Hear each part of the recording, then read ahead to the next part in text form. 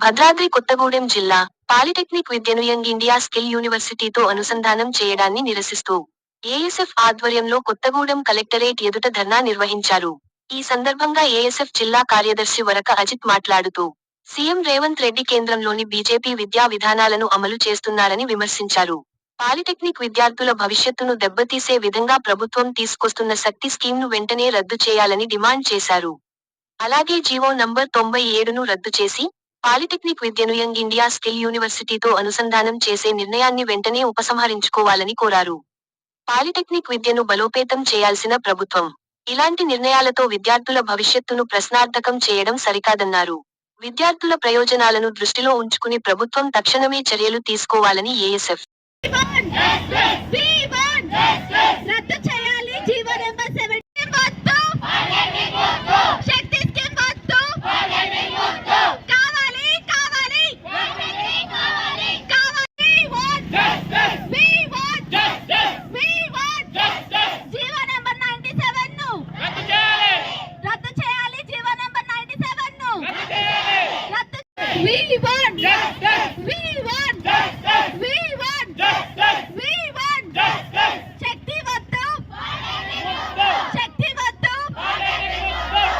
చేస్తారు, విద్యా సంస్థల్ని ప్రైవేటీకరణ చేస్తారు.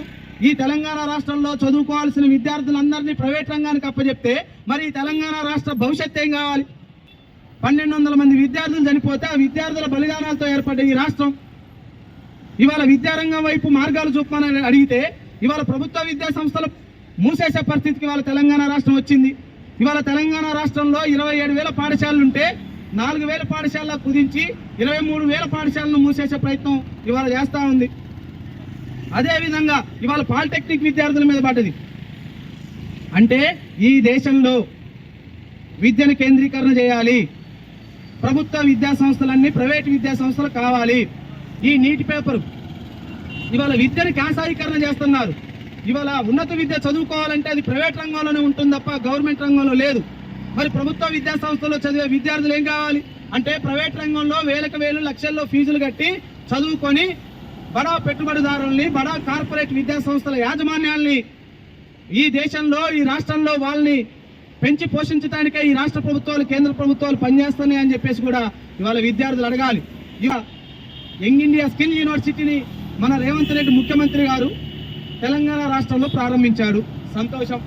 కానీ ఆ ప్రారంభించిన దాన్ని జూన్లో ఒక కొత్త పథకం వేశాడు. జీవో నెంబర్ 97ను తీసుకొని వచ్చి శక్తి అనే ఒక ప్రైవేట్ సంస్థకి ఇవాళ పాలిటెక్నిక్ విద్యా సంస్థలు అప్పచెప్తే ఇవాళ ఈ విద్యార్థుల భవిష్యత్తు ఏం కావాలి? ఇవాళ పాలిటెక్నిక్ విద్యార్థులు ఈ రాష్ట్రానికి ఉపయోగపడరని మీరు ఎట్లా నిర్ణయిస్తారు? ఇవాళ 67 ఉన్నటువంటి గవర్నమెంట్ పాలిటెక్నిక్లు, ఇవాళ 151 ఉన్నటువంటి ప్రైవేట్ పాలిటెక్నిక్లు, ఈ పాలిటెక్నిక్లన్నీ చదువుతున్న విద్యార్థులు రాష్ట్రం మొత్తం ఆందోళన చేస్తే నీ ప్రభుత్వం ఉంటదాకే రేవంత్ రెడ్డి అని చెప్పేసి ఇవాళ అఖిల భారత విద్యార్థి సమైక్యగా మనం సూటిగా ప్రశ్నిస్తున్నాం, మనం డిమాండ్ చేస్తున్నాం, హెచ్చరిస్తున్నాం.